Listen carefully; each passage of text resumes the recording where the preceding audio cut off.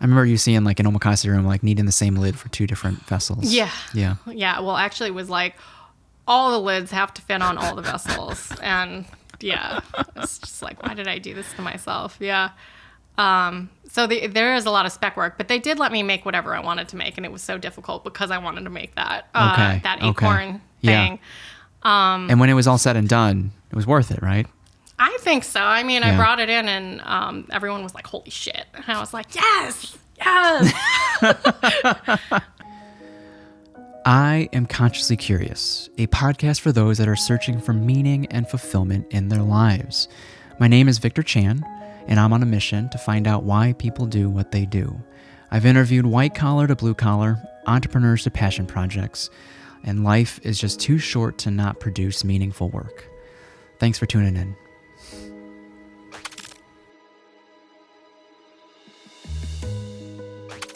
We're good. We're good.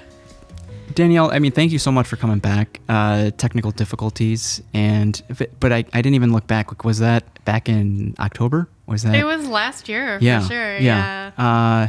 Yeah, guys. Don't forget to eject your external storage devices because if it hasn't happened, it will happen. Mine was corrupted, and I shifted in to try to save it, and the initial quote was like over $5,000, and I was like, recycle it. I can't sell. I'm not. It's not worth it. I'm like, could I make is there a way to do it? And they actually came back. They're like, what about $3,000? And I'm like, I'm good. I still can't afford it. Yeah. But yeah, for being gracious enough to come back and just chat and catch up. And, the only difference this time is that we won't spend too much time on your backstory, but a backstory that you've shared, several times in the past through various mediums, whether it was through print or through other podcasts as well. My wife saw your write-up in Edible. Foxglove down the street has Edible. Yeah, nice. Yeah, I love that publication. We were when you were pre-recording talking about how you listened to Polita's episode, and I saw Polita the other dinner with Haru.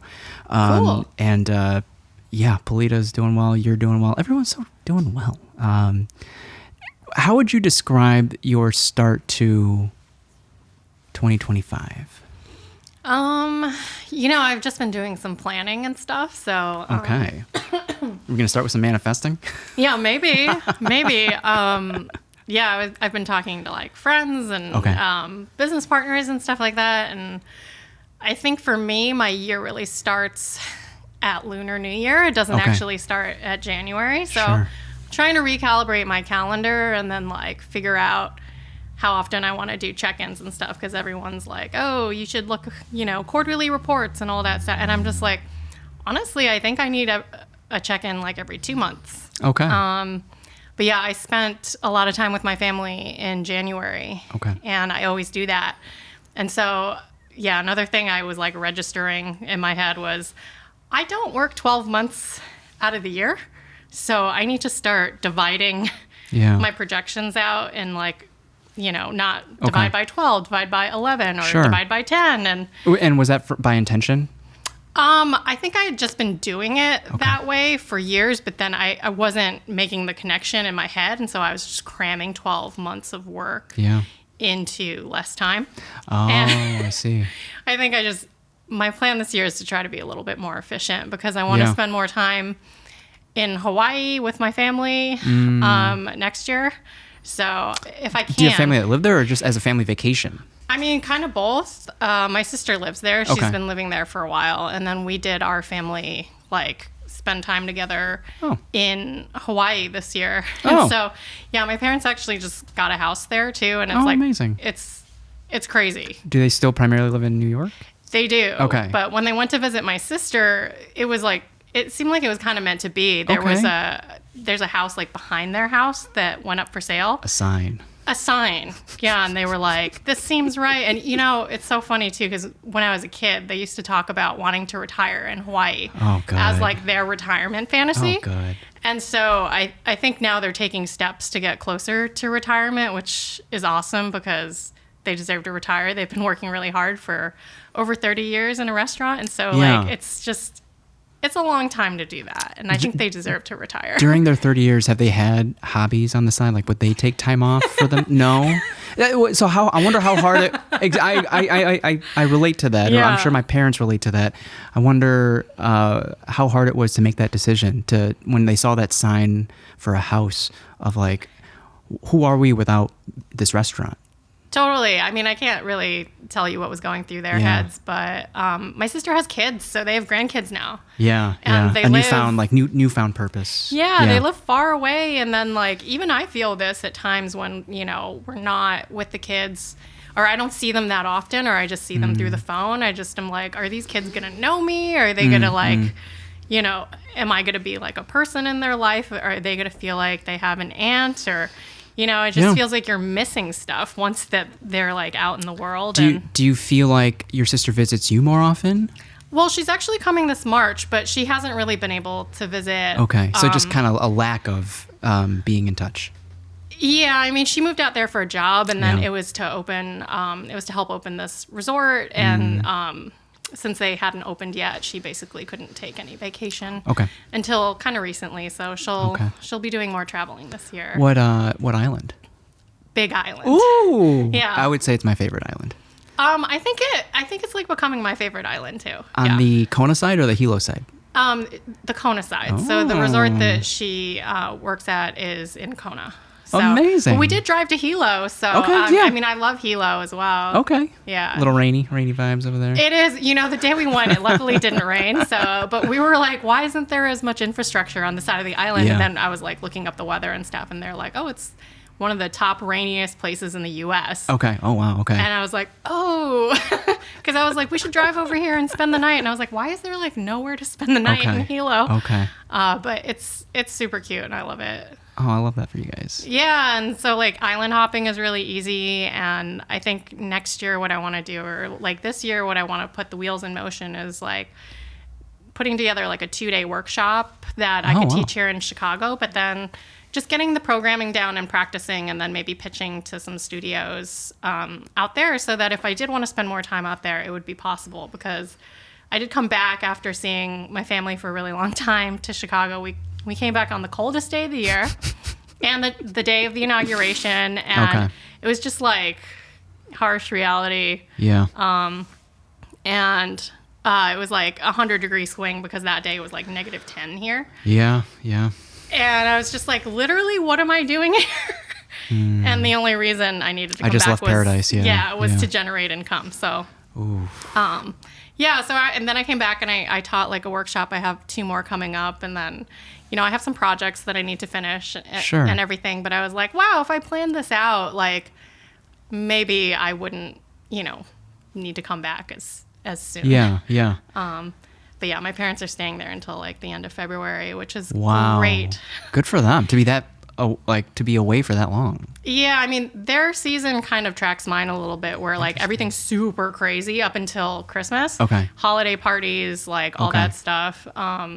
And then once January hits, it's just dead. I mean, January, February, pretty dead. And then since they live in Syracuse, it's like this whole cycle that follows the SU school year. And so I see. Okay. like graduation weekend, and then like, their year's pretty predictable now. Okay. So I'm glad. That's good. Yeah, it seems like they've like figured out when they might be able to get away, but I would love to see them retire full time at some point. It's like, while I tell my parents all the time, like, while you still can get around, like take advantage of it. Exactly. Yeah. It's like my dad turned 70 last year. My mom's going to be like 69 this year. Yeah. And I'm just like, even when I hang out with them, they can do like, they have enough energy to do like one thing a day. Sure. Sure. Me too sometimes. But it's like, oh, if we go on an outing or something, and I'm just like, we got to make the most of this time. We can still do things together, yeah. Yeah. Was that a thing when you guys were growing up? Family trips? No, not really. I mean, like, I just feel like they're so single-minded, It's like single interests. Like the only thing they were interested in was food. And so we would go to like New York or Toronto from Syracuse, and we would just do like a road trip, and it would be like 4 hours away or something. Okay. And then we would go and have like these like bang bang meals, which is like this. Have you ever heard of that before? No, it's like bang meals. It's like an industry thing. It's like bang bang means you have like more than one meal. So okay. for like for like a specific. So instead of having one dinner, you have 2 dinners. Okay. I didn't know that. Yeah. Or instead of having one lunch, you have 2 lunches. And so they just wanted to try everything. Sure. And that's what we would do. Oh, like great. That was the extensive vacation. I mean, yeah, it was, but then it's like, you're like, hey, I kind of want to go to this museum or something. And my dad's like, I don't want to do that. Damn. Okay. Are they still like that at all? I mean, a little bit, like. Or as far as trying new things? I think they just want to do what they want to do, and they will try new things, but it's like, we have to like sell them on it. So we have to make it sound like it's the most amazing, groundbreaking, new thing that they've never tried, and that they will absolutely love it. Yeah. So there has to be a lot of couching, so they're not like totally resistant. Yeah. But yeah, I do feel like I have to like razzle dazzle them a little bit. Okay. When there's like things they haven't tried. You poured some tea. Oh, it's warm tea. I was like, oh yeah. I know you're into the cold brew as well. Oh yeah, but I mostly do cold brew in the summer. Oh, okay, that makes sense. So what tell us about this? This is like some weird cocktail I made. I have a decaf tea. It's from West China Tea. It's called I forget what it's called, but there's like a yabao plant. It's like adjacent to tea, but it doesn't have caffeine. Yeah. And usually you only brew the buds, but then this tea is actually the leaves of that plant, so it's like even more esoteric. Okay. And then I just dumped a bunch of osmanthus flowers. Oh wow. Into it too, because I like the little brightness of like. Yeah. Can you describe, so specifically decaf, but can you tell us like what tea means to you or what it does for you? Ooh, that's like a huge question. Yeah, like I guess I don't know if that's a good segue into how much I admire your like singularity as far as like how much you hone in on that one thing, right? Wonder where I got that from. Right, and how deep down a rabbit hole you're willing to go, but after you've gone down certain rabbit holes, you've found a way to overlap your curiosities with each other. So like art history, food and hospitality, ceramics. I don't amazing. know if I found a way for them to overlap. I think they just do, and maybe that's like their segues into different disciplines that then I'm just like, oh, there's this whole other aspect, and I'm already sort of interested in it, or there's a related interest as part of that interest. Yeah. So then I like. But you have a role in it. I think having my practice and like being able to interact with information is a really big thing for me. So like, with like the art history and the tea stuff, it's like there is a rich history of ceramics and ceramic design being driven by tea and ideas around like tea aesthetics. Okay. And I think learning about that is really interesting. There's a lot to try. So there's like different aesthetics of tea bowls from Japan and stuff like that. And like, I could go into my studio and be like, oh, let me try to be aesthetic and like austere and minimalist in this moment. But then, that's an example of me interacting with that information is that I'm seeing, here's like a new style of tea from this tea master named Senyoriku in Japan. And he's like setting the, he's really just like defining the rubric for what tea aesthetics and like what good teaware is, and then like everyone sort of accepts that. And then I was actually reading a book yesterday that I got in Japan about this topic and like the raku family, which is like it's a lineage of potters in Japan that make a specific type of teaware, is just the high level overview of that. Yeah. But like I found this book when I was in Japan that was like it was like a retrospective exhibit for 250 years of like the Raku family or something. And it was a museum book. It was a catalog for an exhibit. And I was like, oh, this is so cool. Like, I really want this book. And I open it and it's like all Japanese. And I was like, okay, no problem. Let me just Google and see if there's one in English. And then there wasn't. And then since I had Google Translate up for like most of my trip, I was like, well, what would happen if I just like took a picture of a page of this book? Like, is it even readable if I'm using like Google Translate? And it was. Oh, amazing. Amazing. So I bought that book and I was like reading it yesterday in in my house, and I was just like taking pictures of it. And then I created like a folder, like an album in my phone that was just like different pages that I found relevant, so that I wouldn't have to hover over and take a picture again. And I just like made the album like this tea book. You're gonna do whatever you gotta do. Yeah, but I was just like, at some point I sat down and I was just like, why do I want this information so badly? And I was like, I don't really know. I'm just like interested, but like, that's the thing. It's like, you just got to find what lights you up, because there's other stuff that I would not do that for. Right. That's what I mean. Yeah. What a time when you said 200 years? The raccoon? It's like 250. It was like, 250. Like how? Like, it's like multiple generations. What a time when I don't know how forced these generations felt like that. Because these days we have the options that we have to find to do work is I feel like limitless. Yeah. And so when you kind of just have this singular view of like, no, you're going to be in tea. Yeah, I mean, and even then, like, they talked about the lineages and stuff, and they're just like, there's this like special word for like, I don't actually know what it is because I read it through Google Translate, but it's like a word that means like, maker secrets passed down from father to son, because that's how all those Asian potter lineages are. They're only, like, they exclude women. Oh. And it's like secrets from father to son, and then like even if that father has multiple sons, he only picks one to share the secrets with. And so I'm just like, come on, like, this has got to be fucking bullshit, right? Like, so I mean, if you were that son, it's seen as an honor. Or, I mean, I don't know. It depends on what your vibe is as the son. But then an interesting thing that I did find as well was that it didn't actually have to be your son. It could have been an apprentice or something. Oh, okay. And so, the guy who was, like, the first person in the Raku pottery or whatever, his name isn't actually Raku. It's, like, something else. And he was, like... Well, that's reassuring. His parents were, like, Chinese immigrants. And, like... But the power of the narrative, right? The power... Yeah, and the name Raku was actually imposed on them by a ruler of Japan. And so, like, they named the pottery. And so I was like, oh, wow, this is a little bit more flexible than I thought it was in actuality. But that kind of stuff is interesting to me because, like, I think I just find things to interact with that I'm like, oh, that relates to that and that relates to that. And, like, did you see that Radical Clay exhibit at the Art Institute last year? That was really cool. It was all Japanese potters, and they were all female potters. Okay. And it was mostly sculpture work. Okay. And so, like, that was super cool because if you think about the lineages and, this patriarchal structure for handing down information generation to generation, and you think about women are excluded from that, and you're just like, what are they going to do? Are they going to, like, try to win that race? And it's like, no, they're just doing whatever they want, and they're making art. And it's amazing, and it's completely unconfined to, you don't have to, like, make teaware. You can make whatever you want. So I think in some ways that might be more freeing. But, like, I don't know how many generations are still alive and perpetuating, Yeah, I wonder if they face any repercussions, like the first women that that's like tried this, that gave their hand at pottery.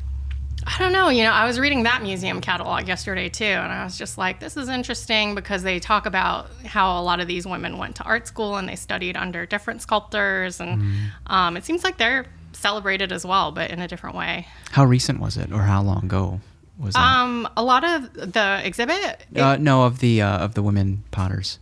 Oh, I mean, a lot of them are alive today. Oh, so that's recent. Yeah, and I even went to a talk at the museum where they had like a panel with two of the artists that were exhibiting work there, and it was cool to hear them talk about it and just hear their approach and everything. So I don't even know if I answered your question, but like I don't know, I just find all of this interesting. It seems very recent then. Like this to move away from the patriarchy. I mean, who knows? I mean, they could have just been making art. Like if your dad was a potter and then he passed it down to his brother or to your brother. Yeah. And then you were excluded. Like maybe you were making art anyway, but then like, I don't know enough to know how many people have cared or that, So listening to the potters speak, what do you think was motivating them to continue to do their work at this point in time?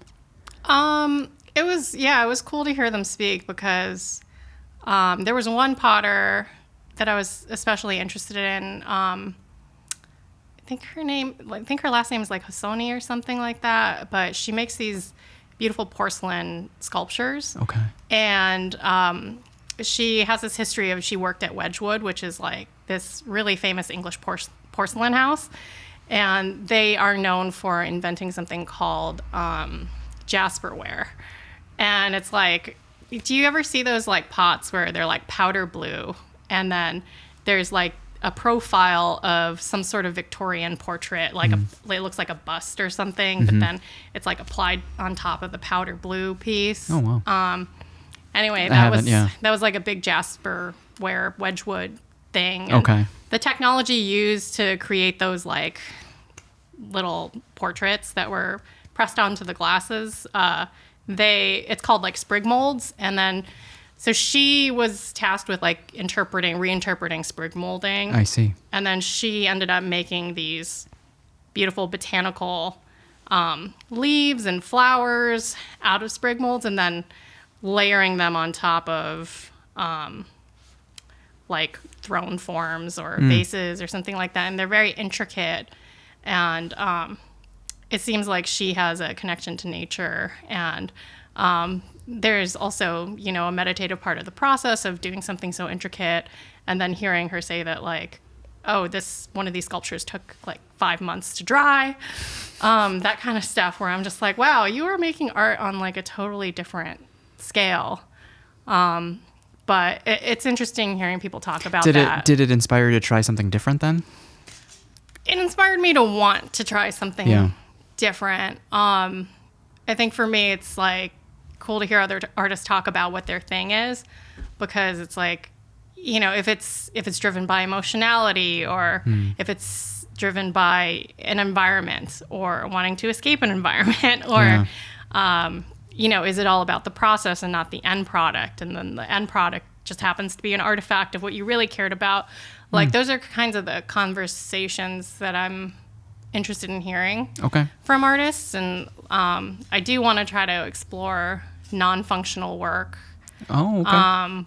But I'm just kind of like gathering information right now and seeing how people think about things. And I'm just like, oh, that's cool.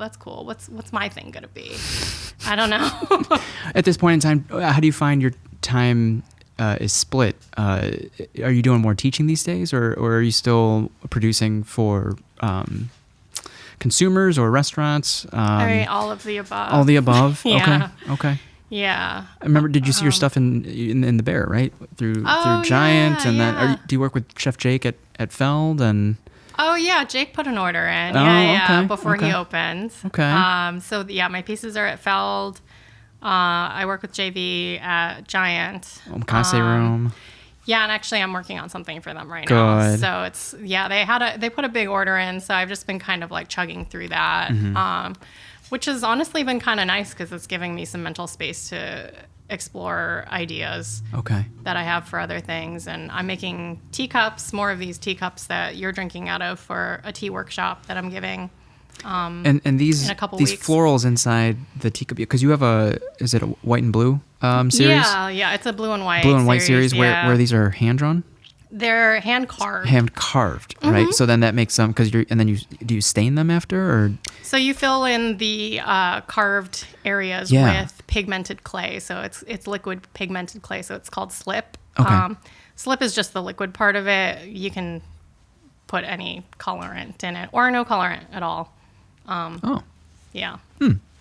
But that's all dishwasher safe and. Oh yeah. I love it too because it's like there's something about carving that echoes the permanence of like ceramic work, because ceramics, the impermanence or permanent. No, the permanence. The permanence. Yeah. Because if you care for that cup properly, it'll outlive you, and you can hand it down for generations and generations. And so the idea of putting something on it and saying like this is a symbol that means something to me, I'm going to live my life alongside it. And then what does it mean when I leave it behind too is like interesting to me. But that's like a lot of what I teach in the workshop too, is just, because I teach this method in a workshop, and I give people something a lot more sturdy to carve it, like a slab plate that's constructed like this. You're doing this in like after it's formed? Yeah, I'm literally doing that like it looks tonight. So perfect. This looks so perfect. But it's in a bowl, in a cup, like. Yeah, so that's like a little bit more like I would never give that form to a beginner, because that cup is also pretty thin, and so like you have to be. So when are you holding it, or you're on? It's I'm on holding something. It. You're holding it. Yeah, but you gotta have to have. It's flimsy though, right? So then you have to have a light touch. You have to just be really precise and patient. I'm sure that's very surprising with your students. The fact that you're carving this by hand. Yeah, a lot of people think I use stencils and stuff, and I don't.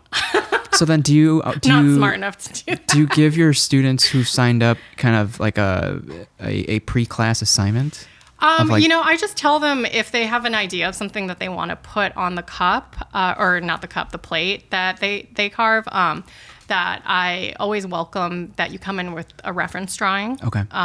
A lot of people are like, how do I transfer this drawing onto this plate? And I'm just like, oh, no. I'm like, this isn't a transfer or tracing class. This is a carving class.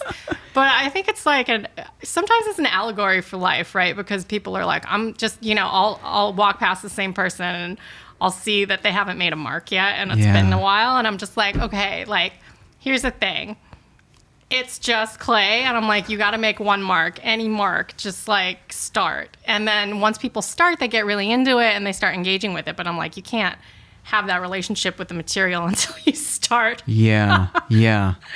But we do like a whole education before the carving begins too, because I like to provide like cultural context for what I'm teaching. And I want to make it impossible for participants to walk in and like appropriate this practice and not appreciate it. Mm-hmm. And so a lot of what I go over is, so like the process, which is inlay, which is a Korean practice originally, but it is socialized and taught in the US as Japanese, which is wrong. And so then I go over like the Korean invasion of Japan and how these words got conflated, because it's usually taught as Mishima, and that's a Japanese word.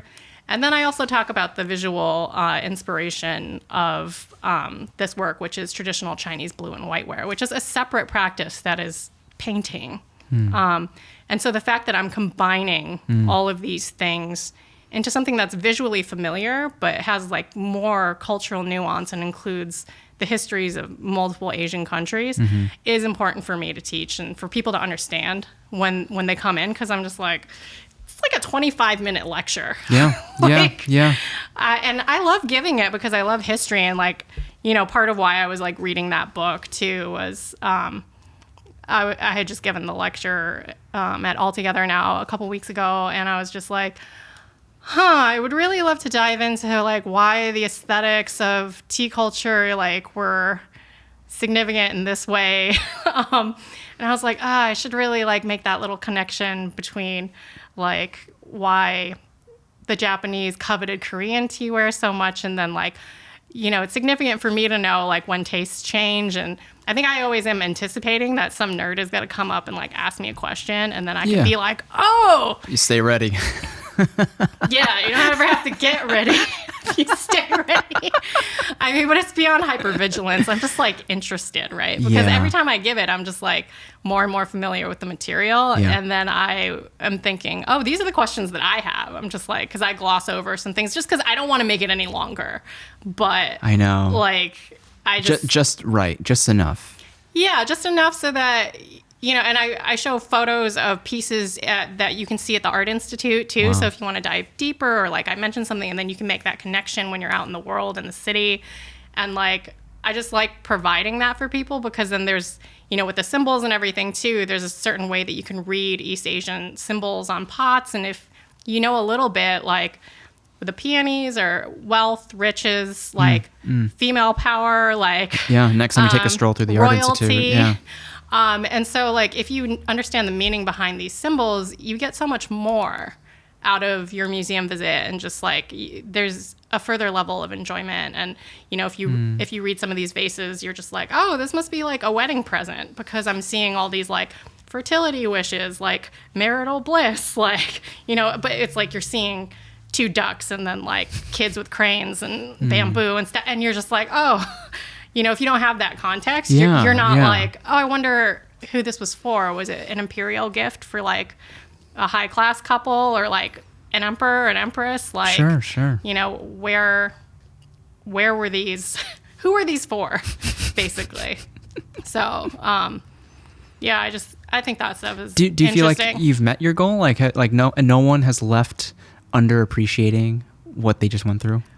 I think so. I think so. Honestly, I was really nervous about structuring my workshop that way, because every pottery workshop I've ever taken doesn't give you cultural context. It's mostly just like, here are the techniques. Like here's a date night type thing, or like a one-off class. And how many, do you see repeat students? Because like, how many classes does it take to finally get kind of like some hang of this technique?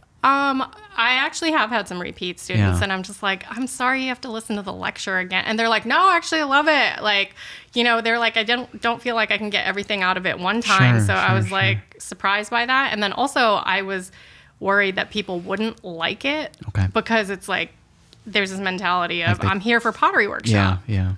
I'm going to do pottery stuff. Yeah. What are you yapping about? Exactly. I was worried that would happen. And then the feedback I've received, because, when I started giving the workshop, I would couch and be like, sorry, that was like a lot of information. And the overwhelming feedback has been, oh my God, I loved that part the most. They're like, this is great. Like doing this stuff, they're like, this is nice.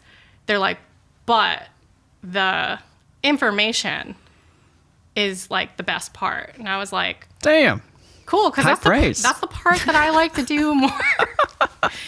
But then people have said like, oh, I have a friend I want to come and do this workshop, and stuff like that. And there's an account or a group that goes to, I don't know if they go to around different bars in the city, but they give people 5 minutes to talk about whatever they want to talk about. Oh, cool. And you just nerd out on the thing you want to share with the people. I feel like 5 minutes. 5 minutes when they cut it. Just like, God damn, what could you cover in 5 minutes now? But it's been cool feedback to have. And like, I did teach a Gaiwan workshop once, and the Chinese brewing vessel. It's like a cup and a lid, and then it's a very minimalist tea brewing vessel, but it's incredibly hard to make. And so I did teach a workshop on that, and I started the workshop with a tea tasting. And I was like, you have to understand the practice of Gong Fu Cha and like how this vessel is used to taste tea versus drinking tea. And here is the significance of this pot in action. And here's the cultural context for it. And then, okay, now we can learn how to make them. Because again, I was just like, I am not going to be in the teaching game to just like give people tools to like make things they don't understand, that are, artifacts of my ancestors that, like I just don't. 100%. It doesn't feel good. And you can just hope that they pay it forward. Everything that they took away from the class, including the history, they pay it forward.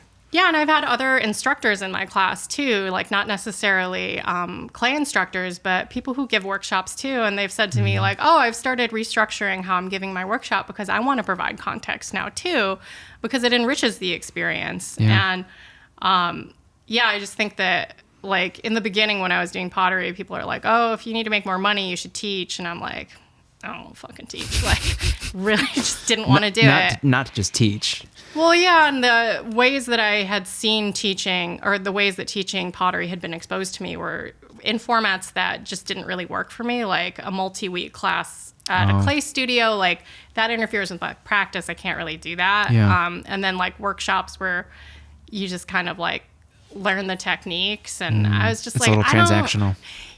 I just didn't even feel like I was the best person for it. Because a lot of times people will come up to me and they'll be like, hey, do you ever teach wheel throwing classes? Like, I've never thrown anything on the wheel before. And I'm like, you should take a class that is more than like one iteration, and you should take it from someone who has been teaching beginning wheel throwing. Yeah. For long, so for like a long time. It's one thing to practice, it's another to teach.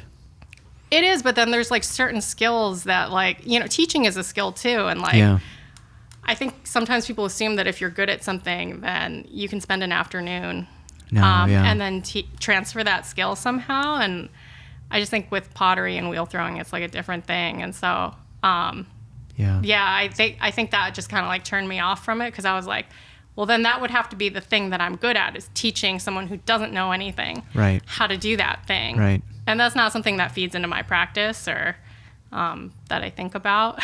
Okay. And you mentioned guy ones are a little bit more advanced. Is that, do you set prereqs to do that? Yeah, I did. And then that was like, that's like something I'm going to have to think about going forward, because I think, if you want to sell workshop tickets, you have to make it available to everybody. But yeah, the guy one class was like, you have to know how to center clay.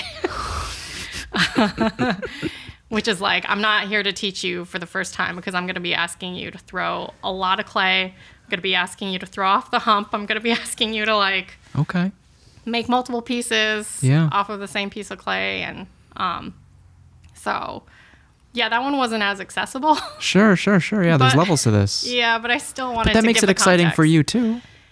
You're not teaching the same class over and over again. Yeah, and I enjoy doing the tea classes too, because that's not even like pottery related. Like I'll throw a cup in, because I'm just like, well, you should like have some of my work if I'm teaching you this stuff. But yeah, the workshop that we have coming up is like tea blending and tasting, and it's at the Roof Crop. And Melanie Molnar, who works there, she knows a lot about herbalism, and they grow herbs on the roof, and so she's going to do like a primer on herbs, and then like I'm going to talk about tea practices and stuff like that. And so I do enjoy sharing my practice with people. Like, I don't know if I consider myself an authority on specifically tea. Okay, tea practice. Like, okay. Yeah, I guess it's like I feel like it's kind of like a yoga practice, when people talk I about wouldn't have thought. My first intro, we never got to chat on the pod officially, but Noel from Side Practice. Oh, yeah. Was nerding out on tea when he was still at Side Practice. I love tea. Yeah. Yeah, it's the best. And then like, I think people don't realize that there's all these components about tea beyond just drinking it. Especially if you drink it every day. Like, I have so many different teas. I have so much teaware that's different, and it's all like an energy thing. It sounds like really? So woo-woo. Please let me know. But it's like, I walk down in the morning, I'm like, okay, like, how am I feeling today, or how do I want to feel? And it's like, I've tried these teas, every tea in my collection, and I'll be like, well, I know that this tea makes me feel light and bright, and I know that this tea is like a little bit more mellow, or it gives me like cozy, mellow, but energized vibes. And then this one gives me like, okay, I've never tried cocaine, but is this what cocaine is like? Vibes. And then depending on like the color and the quality of the tea, like I might use different brewing vessels that I feel are more aligned with the energy aesthetically. Really? Yeah. Just based on, you said the color, just based on the color? The color or the feeling. Yeah. A lot of people in tea talk about the chi of teas, which is like the specific energy that you'll get from a tea. Okay. And describe the vessels that you correlate to these different energies. So porcelain to me is like light, bright, and airy, and I like that it shows off the clarity of tea. And so if I'm doing like really, like, I love Chinese green teas. Love them. They're like kind of sweet, but they come out every year, and so when they're really fresh, you should just drink them as quickly as possible. But when you brew them, they don't have a lot of color to them, and so I don't want to put that into a dark vessel where I can't observe the color at all. So I'll put that in like a porcelain cup, and it'll be glazed in a light glaze, or like the construction of the cup is like really thin and light, and so it mirrors that like uplifting fresh feeling. Whereas if I'm drinking like a pu'er or something, which is like super dark and really good vibes too, but that feels more like grounded to me, so I would want like a heavier vessel or something that feels more substantial in my hand.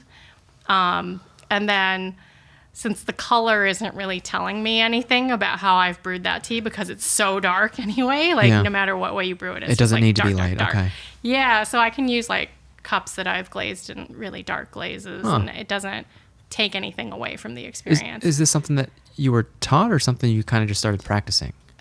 Both. I mean, I feel like in the beginning I was really interested in Gong Fu Cha, which is like, it translates to like making tea with effort or making tea with skill. And it's a specific way to brew tea, sometimes with a gaiwan, not necessarily, but it's like short, quick, concentrated steeps. And it's a way to taste all the flavor profiles of tea independently so that they're not all like smashed on top of each other. Okay. And so when I got into that, I was like taking lessons and stuff. And I took like one formal lesson from my friend Grant. Okay. He owns Three-Legged Crow and he does tea education in Chicago. So he's a tea educator who is really great. And I am also part of the Chicago Tea Collective, and they hold like a community every once in a while. And so I would just go to that event. Wait, you said community? Is it and then spelled TEA? TEA. That's cool. So punny. Is that on the north side too, or is that on the south side? It moves around. Oh, it moves around. It moves around. Never Yeah. heard of it. Is it and the Instagram page is community? Well, it's called Chicago Tea Collective. Okay. And then community is something that is done all over the U.S. Like, it's not like a thing that's specific to this group. Okay. And in fact, I believe it was taken from another tea house. I think it might have started at, I don't know if it started at, I know West China Tea does it, but that's wild. That's a great tea house. And I love all of their education. And so I was watching a lot of their videos on YouTube and stuff just to learn about brewing and then different types of tea and just wanting to taste everything too. Do you remember kind of your first moments learning, like starting to care about tea? Was it what aspects of it? Was it like how you made you feel, or was it the aesthetics of it? Was it the vessels it was in? Was it the history behind it? Like what made you like? It was like all of the above. Yeah. Okay. Like Jack got me a gaiwan for my birthday one year, like during the pandemic. And I was like, wow, that's bold. You're buying me pottery. Like, okay. But then I was definitely eating crow because I was like, oh, I fucking love this thing. Like, I'm using it all the time. And it was great because there wasn't any pressure for me to understand the vessel before I made it. Okay. And in fact, that's likely why I hadn't made it before, is because I was like, well, I don't know what a good one feels like. Okay. You know, I don't know the little nuances. I wonder what Jack did to realize that was a good one. He does a lot of internet research. I love that. Yeah. He also dives deep. But yeah, it was this beautiful gaiwan from Taiwan. And then I started using it. And then there's like a whole object culture associated with Gong Fu Cha. And it's like trays and like fairness pitchers. It's like you strain the tea into a pitcher and then you pour the tea from that pitcher into tiny cups. And like there's all these like extra little steps, and then the boundary of a tray, I think, creates a ritual that wouldn't otherwise be there. Like I have a hard time drinking tea if I don't have like a tray underneath. Okay. Because I'm just like, oh, it doesn't feel like I'm doing something right now, or like the ritual doesn't feel defined really. It's just like if I just have a teapot on the table, I'm just like, what are we doing here? Are we animals? Like what? Gotta step your game up. I'm just like, I feel so unmoored. But yeah, I love the object culture associated with it as a potter, because then I was like looking at all these vessels and like trying to understand something that seemed really opaque to me at the time. And I was so interested in trying different teas too, that it was just like fueling. Yeah. It was like the engine that was fueling it. And a lot of tea stuff is like similar to wine stuff. So, there's different regions and different cultivars and different flavor profiles that you want to look for from different types of tea and stuff like that. And so, I feel like I had already had a tiny bit of experience with like wine stuff. I'm definitely not a wine expert, but like my dad had always collected wine for his restaurant, and I think I went to my first wine tasting when I was like 12. Oh, yeah. What'd you think? If you can remember. It was just really overstimulating because they're usually like pretty crowded. And then you're just like going up to these booths, and then they like pour the whole like flight for you. And then, yeah, but I used to do that with my dad. He used to like take me to wine tastings. I love that. Oh, wow. Yeah. It felt very like, are we allowed to do this? Yeah. But, you know, it was like the 90s. So, yeah. So I had a little bit of exposure to thinking about things in that way. Yeah. Yeah. Well, just like regionality and like, you know, it's like this tea is from this region and like that's the only significant identifier for it and that kind of thing. So, is it easy to source teas in Chicago? For me, yeah. I mean, I feel like I have a buying problem. I just can't stop buying tea. Is this local or is it like there's someone importing in Chicago? Or yeah, I mean, Annie. Oh, okay. Yeah, from Volition Tea. Yeah. So I buy a lot of Annie's teas. Her curation is so good, and I love that there's no pesticides in the tea. So that's like that always makes me feel a little bit better. But yeah, I mostly buy tea online, honestly. People, one of the things that people ask me all the time is, "Where do you buy your tea?" As if there's like this one tea store. Oh no. But yeah, no, there's like a lot of tea stores. Okay. And, yeah, once spring rolls around, there's like a few websites that I check for like the like green tea harvest in China. And I love buying teas during that time of year. And I know there are probably like subcategories just within green tea. It's like is there specific is it like wine? Like there's specific years that you're looking for or not for green tea because they pick it and then they like roast. They like set it right away. Well, yeah, they like setting it means that they kill the enzyme that causes oxidation in the tea. So it's literally just like fresh. Okay. So they don't even let it wither or oxidize really. And then that tea expires faster because it's not oxidized. Okay. So when you buy that type of green tea, sometimes they'll call it like first flush or whatever. It's like I'm not like a first flush slut. Like it doesn't need to be first flush for me. Sometimes the second or the like whatever. Sometimes that other stuff tastes better. Okay. But like more robust or whatever. But yeah, I really like the Chinese teas that come out that time of year. But there's also like green tea harvests in Japan and stuff that they process their tea a little bit different. Like for green teas, the Chinese tend to use like dry hot methods. Like they'll like put it in a wok or something and they'll like toss it or they'll like wipe it against the hot wok to like kill that enzyme that causes oxidation. Whereas Japan, they'll steam it. Oh. And so that's yeah, I love Japanese tea, but I'm not as good at brewing it because it's just not as resilient. I think it's because it's processed that way. And so, like, there's really small, like, temperature differences that can, like, cause bitterness in brewing Japanese tea. And it has to be brewed much cooler. And so I think I just have, like, a lot of anxiety around it. Sure. Whereas I just pour, like, boiling water on, like, all my Chinese tea. Well, that's where I'm at. It's just like, you know, when you get to the level of, like, oh, no, you know, coffee takes a certain temperature and different teas take a certain temperature. Yeah. But it goes way beyond that. And then the time. Yeah. Do you still use a timer? Like, do you time all these? Not so much because as the tea ages, too, you'll want to use different temperatures and different times, too. Because, like, there's some teas where you're like, okay, I want to brew this colder because it's like fresh and tender, but then like sometimes you want that like bitter bite out of it and you're just like, fuck it, I'm gonna burn it today. You're like, I'm choosing violence. I'm trying to gather like how to what degree are we taking the discipline? I don't know. Yeah, I don't. It's funny because when I knew less, it was definitely the mindset of a discipline to me where like I thought there were rules and I really just wanted to do everything right. Like just do it right. Yeah. Yeah. Now I'm just like all feel based and like intuition. But that's only because you did it right, you know, to start with.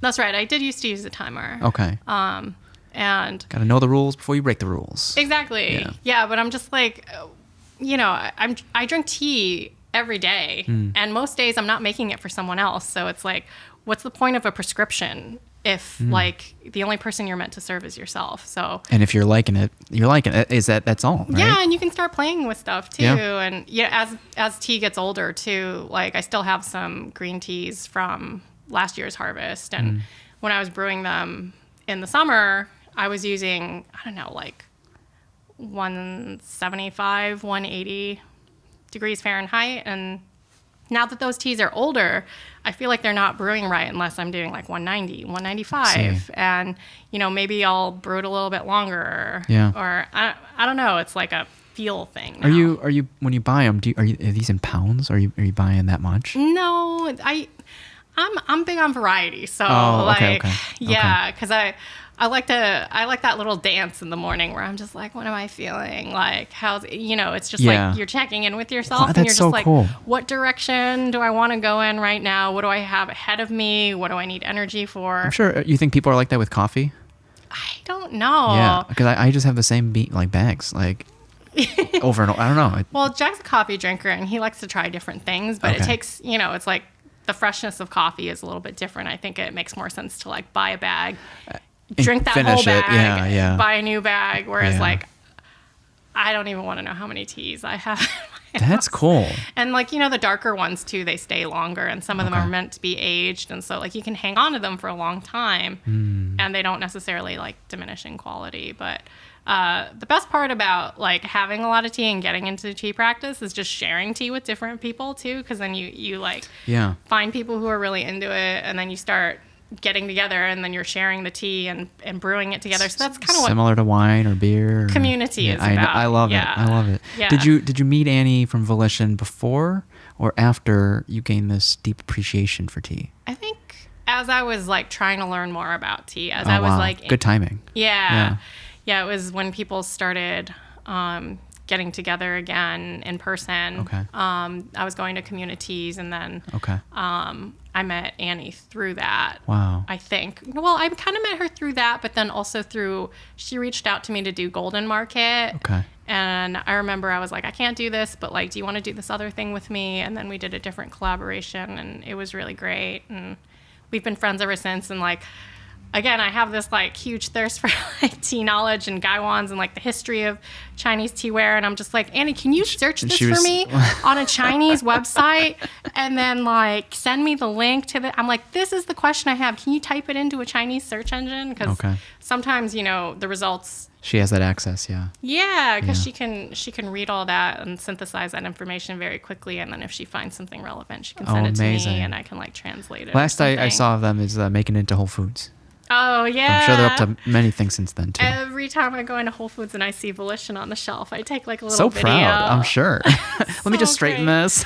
Yeah. And Annie and I work with the same assistant, too. So like my studio assistant also has hours at Volition Tea. Oh, wow. Look at that. So really what it was for me to set up a direct pipeline between our businesses. While you're there. I'm like, could you pick up this order? Put it online. But literally, I've done that. What do you think this practice? Did this take over a different practice? A little bit, yeah. I was like having health problems, kind of during like maybe sort of like 2021, maybe like I had a lot of allergies. Okay.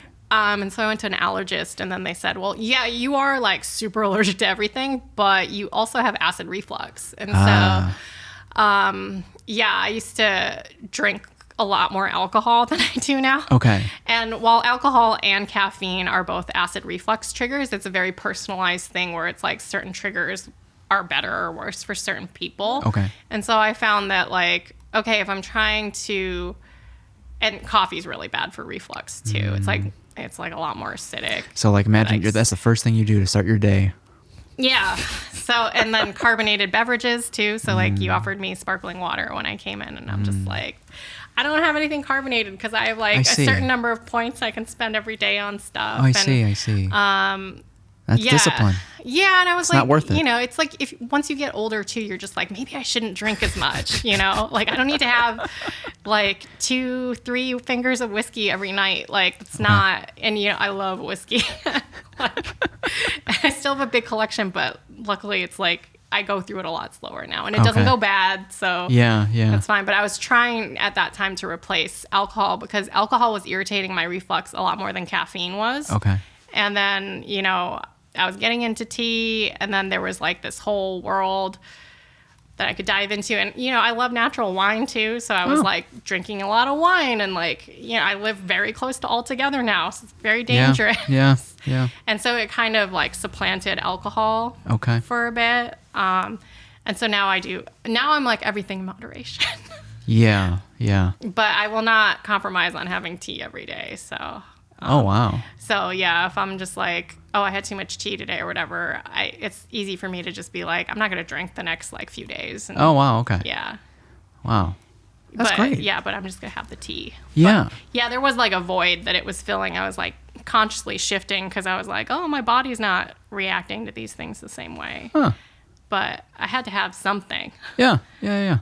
And like, I'm sure in addition to the health benefits of the tea, it's like the discipline that comes out of it. This like daily, sometimes meditative practice. I guess. I mean, like, what do you mean by discipline, though? It sounds so severe. Committing to a certain process. Oh, okay. And something that you've probably gathered out of just pottery as well. Yeah, I guess with the tea, it doesn't feel as effortful. It just feels like something I get to do versus something that I'm like trying to make myself do.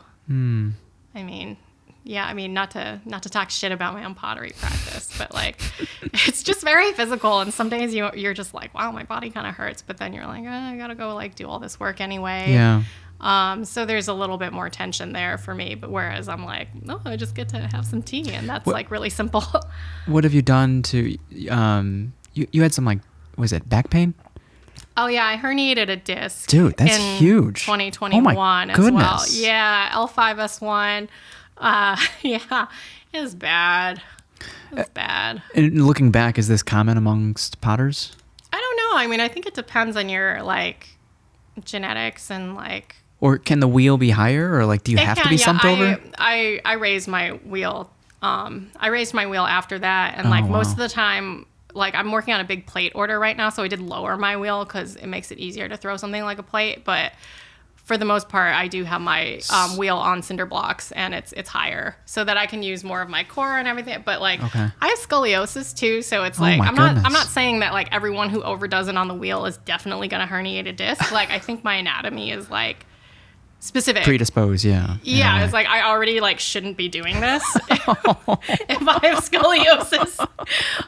But yeah, I did it anyway. But it was honestly, it was a good thing in hindsight because it taught me how to like do less. Like I didn't need to be doing that much. But if I hadn't hurt myself, then I wouldn't have to get creative about what I could do without exerting myself that much. Yeah. So, after that, I like got an assistant. What did you need done? Was it surgery? Was it just physical therapy? I didn't want surgery. They offered me like injections and like they said, like at your age, you shouldn't try to do surgery. And like, they did like physical therapy. And so I did like, I don't know if you know the McKenzie method, but, I did some of that stuff. They also wanted to like integrate Schroth therapy, which is a type of physical therapy for scoliosis. But then it ended up being bad because I went to this physical therapy place where they only wanted to do that, but not address the injury. So I feel like I did a lot of PT that didn't help me. And then I had a second PT who actually helped me. Yeah. But there was a lot of like, it was just like back bends kind of. Okay. It looks like Cobra pose, but I have to do it like on dumbbells or like on my fists because I need to get higher to extend that particular like vertebrae. Yeah. And then, it was just like, it's a lot of physical therapy and strengthening core and like posterior chain and like a lot of like Bulgarian split squats and stuff like that. Yeah. Which, no matter how many you do, it never feels easier. It's like the worst exercise. Is it because you just keep stacking the weight, or like why does it not get better over time? Well, yeah, my physical therapist made me do it really slow, so it's like I have to go down on like a 5 count. And so I'm just like, yeah, but that way I can do it anywhere. Okay. So, and I don't need to add as much weight. So typically, entrepreneurs, when they're so deep in what they're doing, typically their relationships are sacrificed or their physical health are sacrificed. Oh my God. But a lot of your work, I see through Jack's photos. Oh yeah. So like I'm sure that helps being, obviously living together, but getting to work on projects together. Yeah, I mean, it's like, it's good and it's bad, right? Because like Jack's the closest thing I have to a business partner because he's photographing all of my work, and I just feel like a lot of it, like I just don't know what I'm not interested in photography. Like I don't know what I would do if I didn't have him, because I am the worst client ever. I am so picky, and I really and I think because we have a relationship, I'm going to say things to him that I wouldn't say to a photographer that I hired, because I would just be like, yeah, no, that's fine, whatever. Oh, no. And, whereas with him, I'm just like, okay, but like, I really want it to look like it's in a museum or something. And like, okay, I know this looks like a black mirror, but I can see this light reflecting off this one area. But he understands. Yeah, but I'm also like a nightmare because I'm asking him to photograph mirrors, basically. Because porcelain is so shiny and reflective. You mentioned that. I don't really like matte glazes, and so I don't make it easy for him either. Okay. Yeah. Has he found a trick then to minimize the glare? Oh my God. Or is it just angles? It's just angles, and then like you should see the setup for just a product photo. It's like, I think he always has at least 2 lights up. Okay. For a product photo, and then there's usually something that's like semi-transparent. Sure. And then like to cut the glare. Yeah. Sometimes depending on what the color is of the piece, there's like a bounce somewhere, and but he's like a real wizard with light. Good. And I feel like I see people out there and they're like, oh, well, we can't do our shoot today because it's not sunny out, and I'm just like, daylight. You just work. I'm just like, we don't rely on that. I'm like, well, Jack knows how to use lights, so.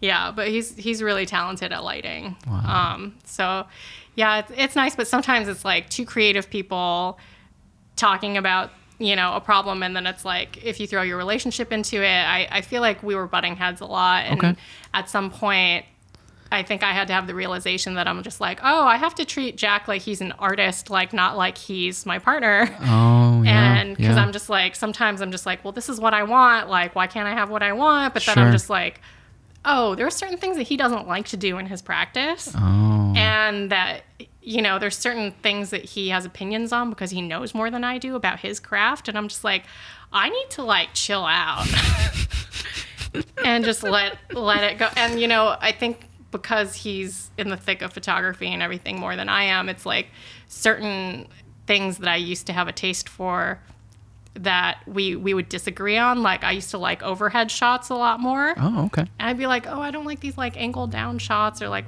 whatever. And he's like, but these are so flat and like, they're just not. And I was just like, yeah, but you can see everything. And then like over the years, I'm just like, yeah, I don't really like these overhead shots so much. I'm like, can you do some handhelds and like, So I think just like allowing his voice to come through more has also affected my taste, but it was definitely like a conscious mindset shift that I had to make, where I was just like, oh, I'm like being a bitch because like this is, I just like know you too well, and I'm so just like there's no filter, and I'm like, oh, I have to like respect you as an artist, and like, I think it's just been a lot smoother. It's so cool to hear you come full circle with that, and that's probably not the case or experience when you initiate a potential collaboration with, let's say, a restaurant or a chef. Right. Yeah, I mean, for restaurants and chefs and stuff, at the end of the day, it is a lot about specs. It's like they want things that are a certain size, or like they're serving a specific thing. And I remember you seeing like an omakase room, like needing the same lid for 2 different vessels. Yeah. Yeah. Yeah. Well, actually, it was like all the lids have to fit on all the vessels. And yeah, it's just like, why did I do this to myself? Yeah. So there is a lot of spec work, but they did let me make whatever I wanted to make, and it was so difficult because I wanted to make that acorn thing. And when it was all said and done, it was worth it, right? I think so. I mean, I brought it in, and everyone was like, "Holy shit!" And I was like, "Yes, yes." I think that's like the best part is like when you make the thing that you see in your head and you're able to actually make it, and then you show it to someone else, and they're like as excited about it as you are. You're just like, oh, okay, okay. I wonder, how long did it take you to get to that point where you can see what the end result is like? Because I think a lot of people, when you ask them, like, what do you want? They can't even, like, identify what they want. I think that just has to do with, like, what type of thinker you are. Like, I'm a very visual thinker, so, like, I think I always had pretty clear images of things that I wanted to make. It was really, I think, the herniated disc part was, like, me just wanting to... And then your body's like, we need to slow down. Yeah, wanting my hands to catch up to my mind. Like, I was like, I want to be able to make anything I can imagine. And it takes a lot of hours. And then I was just going too hard. So, like, I think the image, though, having the image or, like, specificity of what you want is just... Yeah, I don't know if that was That's ever... wild. Like when you first started on this pottery journey, like was it all the way back then when you were like, wow, this is what I could do with my hands, like, and I want to start making this and that and that. Yeah, that's what I think pushed me to get better at it faster, is because I had these like specific targets in my head that I wanted to hit. And after like going to so many restaurants with my parents and stuff and seeing how food was presented at really nice places and just understanding the breadth of what was possible. I just had these crazy ideas where I was just like, oh, I wonder if I could make that plate with the tiny center and like the big rim, or like I wonder if I could make this plate that looks like a pillow or whatever, just. Yeah. So what are some opening questions you would ask a chef? You can take, if we can take Polita, for example, it's just like, what were some opening questions for you to get a sense of what they're looking for, or what type of food they're trying to serve through this dish? Well, if it's for like a specific piece that they want, I would be like, well, do you like, what is the function? Like, what are you trying to serve on this? And then is that the only function? And then beyond that, I would want to see like the interior of the restaurant and see kind of what the color schemes and the materials that they're working with, because then that can feed into how the pottery is going to fit into it. Like, I don't want to make something that doesn't fit into a space aesthetically. Did this formula come from all the time you spend with the parents?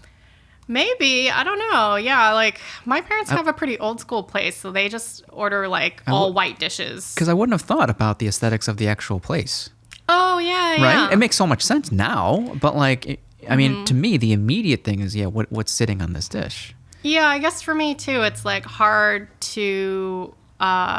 It's hard to make something without any context. Oh, that's so cool. And so true, yeah. I'm just like, I need some kind of guardrails here. I need some path to go down. And like for a omakase room, it's like, oh, okay, I understand exactly what you're thinking aesthetically, because I'm going into this hallway and you have the wood panel and it's all the burnt wood. It's all this like weathering technique that's specifically Japanese. Yeah. And I think I've just always been interested in like handcrafts and stuff like that. So, and I'm like, oh, I see you like, that sign is like hand stitched. I'm like, I see you're working with crystal. I see like you have these chopsticks from this maker that I know.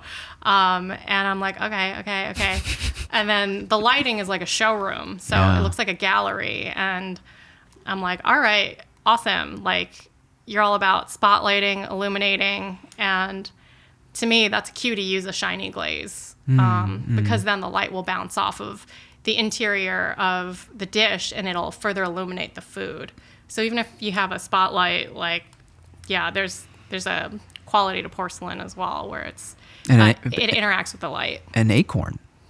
Oh yeah, well that one too. It's like it'll bounce around and and knowing that they wanted chawanmushi for one of those functions too is like, I automatically know that means I'm gonna do like an over lid. Okay. So a lid that goes over the outside. Yeah. So chawanmushi is, what does that mean? Oh, it's a steamed egg custard. Oh, okay. So a lot of the traditional vessels, you'll have an overlid, and then you put the egg mixture in the cup, and then you put everything in the steamer together. Wow. So the lid should, sit how tight? Like pretty tight? Medium tight. Just covered.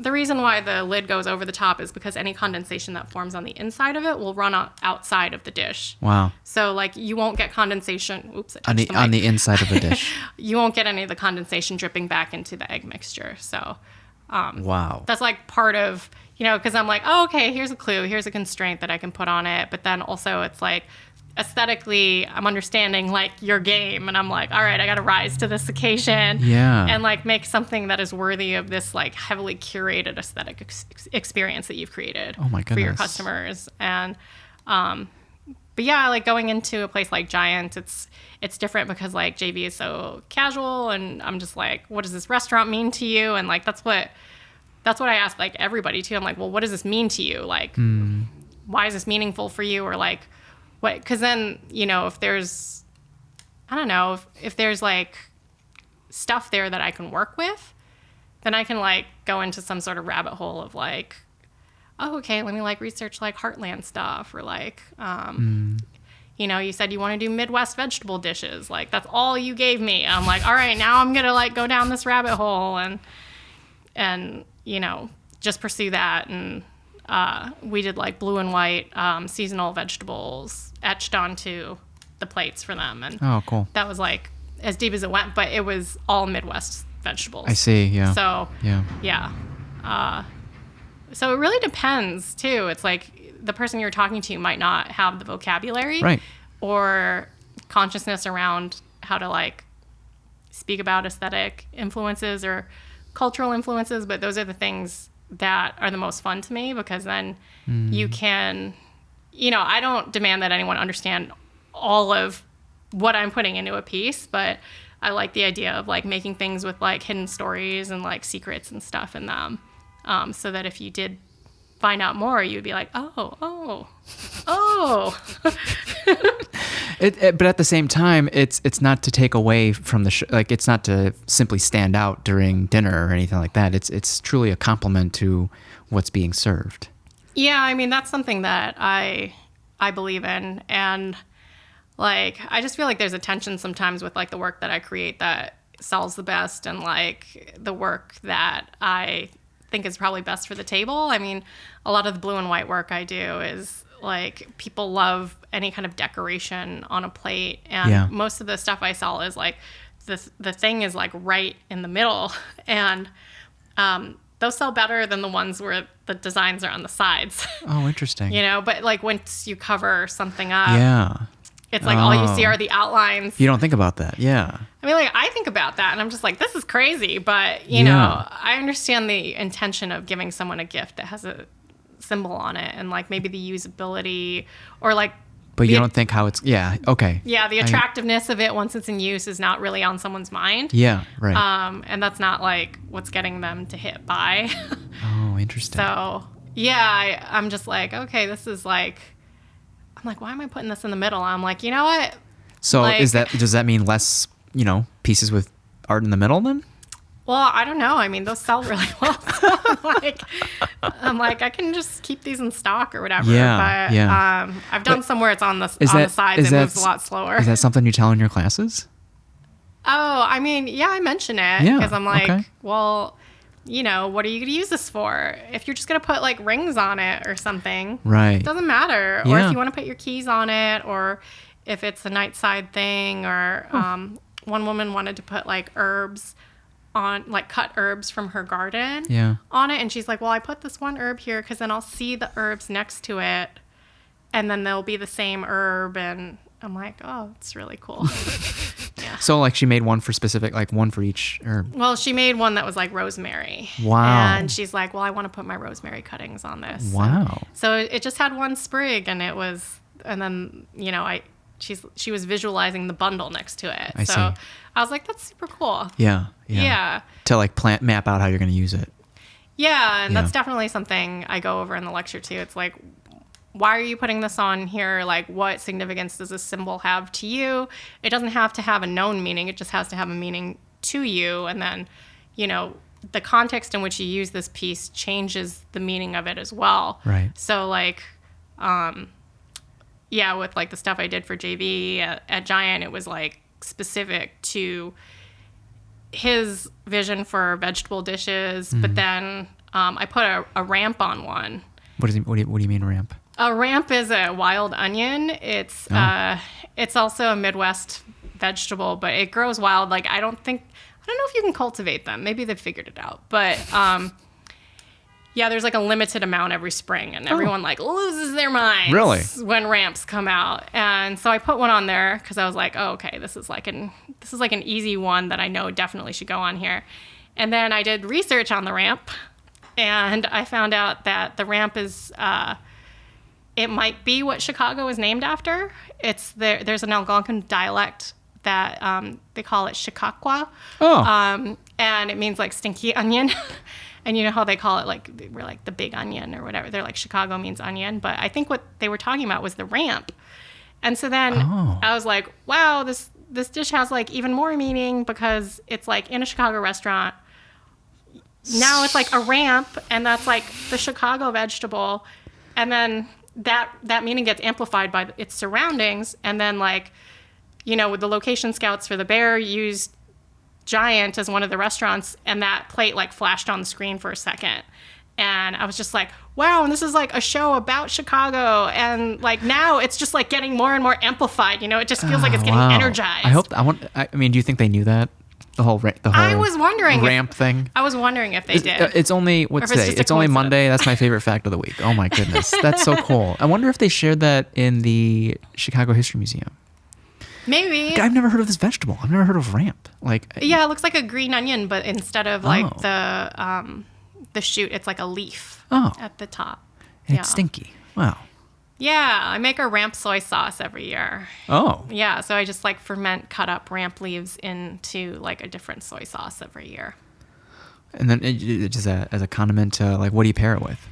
Honestly, it just is like a fortified soy sauce, so it's kind of like. One year I did Chinese light soy sauce, and I think it went really well with that. Yeah. And it just tasted more umami. Okay. Because like you let them ferment in there for like a few weeks, and then you can like blend it up, and you can strain it or not strain it, and then it just becomes like funky. Yeah. And yeah, just cool. Deeper. Cool. Yeah. Cool. It was good. I remember you last time you saying you miss cooking. Oh yeah. Are you doing more of that these days? A little bit. Yeah, a little bit more. Yeah. I was cooking a lot for my parents and my family. And I was doing stuff like, you know, like with the grandkids, they're like young. They're like almost 6, almost 3. And so like once it comes to dinner time, you're just like, whoa. And I was just like on the fly cooking dinner for like 10 people. Oh, wow. 10 people, 12 people, because my sisters-in-laws were there too for the whole time I was there. So this is like, Hawaii? Yeah. Oh, wow. And I was just like in my parents' kitchen being like, okay, like, good, we got the 8-quart Instant Pot because like all these Costco oxtails are not going to fit in a 6-quart. So I was like, yeah, would you make pho? You made pho? What'd you make? I just made this like, it's like a Chinese preparation where it's like sticky kind of soy sauce, but then it has like aromatics like star anise and like bay leaves and but a soup, cinnamon. Like a broth? No, it was more just like a saucy preparation, and you eat it with rice. And then we had some leftover, and then I like took it off the bones, and then used the sauce to like toss noodles in them the next night. Ooh. And then the farmers markets are awesome there. So then my parents got these chives. They were super fresh, and just like sauteing those with like tofu or whatever. Like I convinced them to get like an outdoor wok. Yeah. Because I was like, the stove sucks. And my dad's like, I'm trying to replace it. He's like, the first thing I have to do when I get to this house is replace the stove. And I was like, what's wrong with you? I was like, it's not that bad. And then I was like, nah, you're right. I was like, it's really bad. Wow. But I was like, let's just cook outside. Like, that would be that's the move. Yeah, that would be like so Thai. I tell my mom that I cook outside on my deck in the summer, and she's like, so Thai. So Thai. I think it's very Southeast Asian. Yeah, because like you don't want to stink up your house or like make it smoky or whatever. Yeah. And it's like, all the food is like smoke alarms going off all the time. It's so hot too to have the flame on, and then when you get it, you don't want to heat up the inside. And yeah. Huh. Yeah. So I was cooking more in Hawaii, and that was fun and chaotic. But yeah, I've like started cooking a little bit more here because I'm trying to like not overdo it with work. Yeah. Because I have some stuff I need to work on now, and I was just like, I need to finish that stuff, but it feels all really doable. And I'm used to like pushing myself really, really hard. Yeah. And I was like, am I getting bored? And then I was like, no, you know what? I think I'm just not stressed. Oh, wow. And then I'm like confusing that with being bored. 100%. And I'm like, Like, no, I should be doing something. This yeah. is good. Like, because I was like, oh, I'm not doing enough. I should add something. Yeah. And I'm like, no. Right. So that's been kind of a struggle. Is there something in addition to your tea practice that you find like is rejuvenating or doing for yourself? Self-care in a way? You know, I should do some more yoga. It's Okay. like really good for potters. Yeah. Because it's like you're strengthening while you're stretching, and then I still don't have a ton of time, so I always feel like yoga is pretty efficient in the sense that it's like I don't have to stretch after. Yeah. You know. Yeah. But yeah, I should exercise Okay. more. That's probably me. Everyone listening. Yeah. Yeah. Is there anything else that you want, like you're trying to put out there or do in 2025? I would say like the non-functional, or maybe just like the functional adjacent work or something. You know, what does that look like in your head at the moment? Well, I've been having conversations with people who make sculpture, and I'm just like, what's the thought process? Like, how are you approaching making stuff? Or like, you know, and hearing like for some people it's a physical manifestation of an emotion, or like it's, you know, they're setting up these systems where they can make things, and then they're combining those systems into an object and working off of constraints. And I think I'm trying to think of a way to incorporate how I'm already thinking about things, which is like going off on these like historical tangents and being like, well, what's the context of this? Or like aesthetically, what does this mean? Or is there something that I can revive from the past and make fresh again? So are these kind of human looking sculptures, or are these like animals or I mean, the people I've been talking to, it's just like literally anything. Okay. But for me, I think it might be too big a leap to make immediately. So I think, you know, maybe doing some lighting, or maybe doing something that is functional but not like food functional. What do you mean by lighting? Like a sconce or something, like a piece of ceramic that you would put over a light bulb that you would mount on the wall, or something like that. Oh, okay. Because like since I work with porcelain, it is translucent. Yeah. And it has like an interplay with light. So that's stuff. okay. I see that as the middle. Okay, we're not going full on like or like maybe I'll sculpture. Make something wearable or wearable. Yeah. Like earring? Like what do you mean? What's a wearable? I was looking at these like bandanas, and I guess people use these little clips to keep them in place. Now. So I was looking at stuff like that. Another artist that I follow just made like a necklace out of porcelain, and I was like, oh, that's cool too. I'm like, I don't know if I would want to make jewelry, but I think something wearable or something that's not food related, I think would be, but something semi-functional, or like something that made noise, like a wind chime, or maybe like an incense holder or something. Yeah. There's a lot of really interesting looking incense holders from the past. I made a dragon once. Yeah. Oh, cool. I was in high school. Yeah, it's like you can have the smoke coming directly out of something like a dragon's mouth, or there are these holders that look like cages, or things that have like cutouts in them, and you can imagine smoke coming out of them. Okay. In a way. So yeah, maybe playing with stuff that's outside my comfort zone, but still technically functional, but how I don't really think that anything is like functional if it's not like food. Yeah.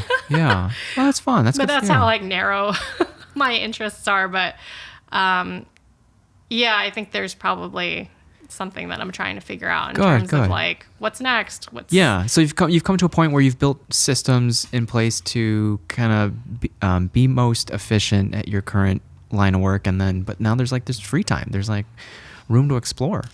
Yeah, and I think it's because I just am like, oh, I know how to make some stuff. I don't have to like kill myself on some weird project that then I have to like take a risk on people being interested in that project. Yeah, and then, it's liberating. have to sell that or something. So I'm just trying to like calm down. Yeah. How have the open houses been? They're fun. I really like them. It's nice to open the studio up, and it's cool when people stop by. And 'cause is this the most recent series, the Family Style series? Oh yeah. That's a piece from Family Style. They're all slab built pieces, and so they're just like super easy but really durable. Yeah. They're like thicker than the wheel thrown work that I do, and it's just all meant for eating family style. So like Asian style stuff, you know, like, and then the share plates and the small plates are smaller than a regular dinner plate. Okay. I feel like American dinner plates are so big. They're like 10.5, sometimes 11 inches. Yeah. I'm just like, those vulgarity of it. My wife calls them the bowls that look like plates, the plates that look like bowls. Oh yeah, those too. Yeah. Yeah, you know, people get on me about not making multiples or having dinnerware available or something like that. But, you know, maybe that's something I could look into this year, because that would be like really repetitive and like kind of boring. But if that's not my focus, then there's nothing wrong with giving people what they want. Yeah. Yeah, but at this point in time, does there need to be a fundamental level of joy in everything you're doing? No, honestly, no. Some of the stuff I'm on like autopilot, and but there's got to be a certain number of those projects that you probably limit. Yeah, you know, I hadn't taken an order this big before. I'm working on this order that's like 100 plates or something, and I was like, am I really gonna do this? Like, but I did take it, and then I was like, oh, this actually frees up my mind. Because it's so automated? Yeah, I'm totally on autopilot when I'm making that. I mean, because, like, come on. Like, you know, you hone it in, and you're just like, oh, this is interesting, as I'm, like, getting to understand how to make this the most efficiently. But then, when you're on your 50th... Are you like feeling the joy? I don't think so. I mean, that's true. I'm somewhere else, honestly. Yeah. I'm just like, well, what a luxury, you know, to be that good. Like, it took that number of iterations to get to that level. But I think I thought it was going to be a bad thing if I wasn't engaged in that. Nice. You know what I mean? Yeah, I know what you mean. Yeah. Like the second I did it, I was just like, oh, this is actually opening up a lot of possibilities for me. So for me to think about, you can keep dreaming now. Yeah. Yeah, exactly. Yeah. Exactly. Okay. So I guess I'm thinking harder about stuff like that. Yeah, it doesn't have to be so romantic all the time. Yeah, and I'm firing those pieces at the Pottery Studio it's on Elston, but it's like a community studio, and I have my own studio and my own kiln, but there's a gas kiln there. And so there's a lot of atmospheric glazes, like glazes that only look good in that particular atmosphere, or only come out right in that particular atmosphere, that I am interested in pursuing. So like kind of having a membership there for what I need to fire. Yeah, because I definitely just cancel when I'm not using it. Sure. But I remember your stories about the wood-fired kiln. Oh yeah, I just signed up for another firing in September. Yeah, I signed up. It's going to be in Wisconsin. Okay. At Adama. So are there what's going to be different about it this time? Well, every time I've done it it's been like super last minute, and I'm literally just like, how many pots can I make in 1 week? And like, that's the kind of like adrenaline junkie shit that I need to like stop doing. Because I think it's because I used to work the line at my parents' restaurant. I would like get this rush or whatever, and it's just like this high stakes existence. And then like, I don't know, it's like I find that I've cultivated reasons for me to become that stressed, or like, you know. And so like the first wood firing I did, I had to make like 8 cubic feet of work, and like I did like 2 days of throwing and 2 days of trimming, and my tricep was like seizing up. Oh wow. And then I remember I was like going on a trip or something, and I was just trimming up until when I had to get on the flight. That's like my toxic trait, is like being in the studio overnight. Wow. And like going to the airport at like Deadlines. 5 a.m. Yeah. Like, and it's not that you were procrastinating. You were probably working all the way through. I was. Yeah. Yeah, it was just like a lot of work to make. But But yeah, I'm really looking forward to that because I signed up last month and now I have the whole time to think about what I want to put in that kiln and like the pieces that I want to make functional or not functional. And I've just never had that much time to prepare for a firing. Wow. And the ones that I did in Texas were also last minute. Are you going to make them there or make them here and transport? I'm going to make them here because they said to cool. bring like 60 to 80 pieces. So this is simply a wood-fired like kind of seminar type thing. Like it's a week long and I'm going to go up there and then we're going to fire the kiln together. And then it's like it's an all women's wood firing too. Okay. And as the kiln cools, we'll be doing other workshop stuff. Very cool. So it'll be a nice little like retreat. Yeah. But I was just like, no, you know what? I'm going to bite the bullet and I'm going to like just figure out how to do this. And I'm just going to plan to do a wood firing many months in advance so that I'm not scrambling at the last minute. Like I can plan for it. So, I think this is going to be kind of the one to see if it like makes or breaks my like wood firing experience because it's a ton of work and you have to like pay. It's not always guaranteed to do it. Yeah. And like, I feel like after this one, I'll know if I want to keep doing it or if I'm just going to be done. Because it's a lot of work. Or it's like if you learn something that you have to iterate again next time. You know, it's like how many times does it take? How many iterations does it take to like get the hang of it? Well, I feel like I know how to do it at this point now where it's like I know how to like fire, but And what is that? So what does that mean? Like is it like a wood-fired pizza? Like you have to move it around periodically? You don't have to move the pieces around. It's all about managing the heat in the kiln and trying to get it to like ramp up to specific temperatures for certain amounts of time. Okay, like smoke and barbecue type thing. Yeah, but you have to do it using only a fire, and that means like opening different air vents and stuff at different times, or like throwing wood into different parts of the kiln. And like, I feel like I know how to do that, but what I can't answer yet for myself is like, is it worth the work? Because you have to be there, and it's a ton of work to even get the kiln loaded, and then to unload it, clean it, and These got to be special pieces. Yeah, and then when you unload the pieces too, cleaning them up takes forever as well, and then the time that you're taking to fire is like around the clock. And so it's usually like a whole week's commitment. Wow. Because then you have to deal with the repercussions of like... Wait, so then do you sleep? Or like that's the part that's like fucked up is like you're like staying up all night and then you're like napping. But then if you have to get work done later in the week, it's like you pay a price. You know what I mean? Like, I know. There is a cost, but like... Wow. There's like... I love this though. Yeah. So I'm trying to figure out but like... this is how they did it back in the day?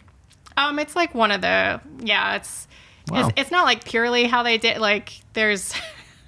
Again, like the history of it. But what I mean is like this is just one small aspect of gaining that appreciation for what you see, you know, if you were to walk through. Yeah, and I just don't know yet if I'm like, no, I'm a modern girl. I just like want to turn it on, like whatever.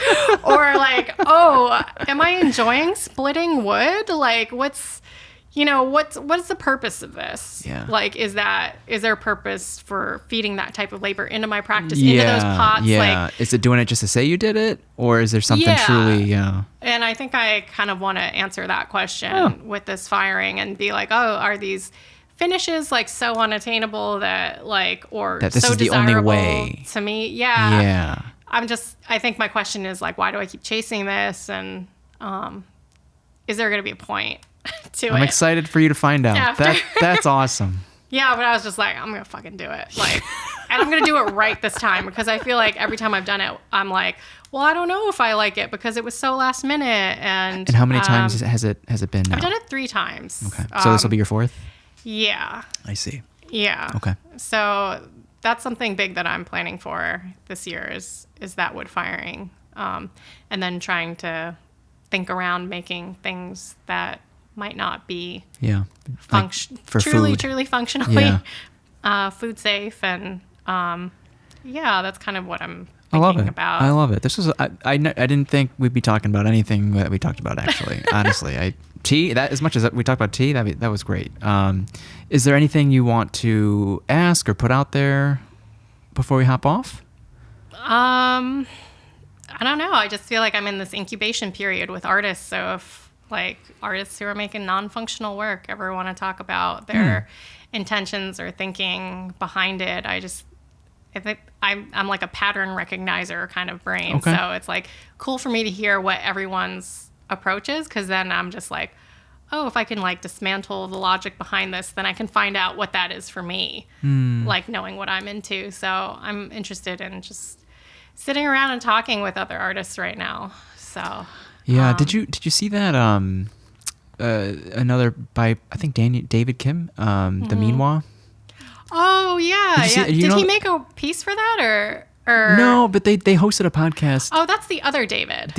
Another. Oh, I'm sorry. Yeah. Not. Oh, yeah. Small World, painter. But David Kim. Yeah. But and I'm not sure if this guy's a painter as well, but he was hosting that podcast called Meanwhile. Yeah, that's David. With B. Chan. David H. Yeah. Liz Flores and. Yeah, I've talked to David before. He's a wild ride. He's just talks so fast and he is such a big personality.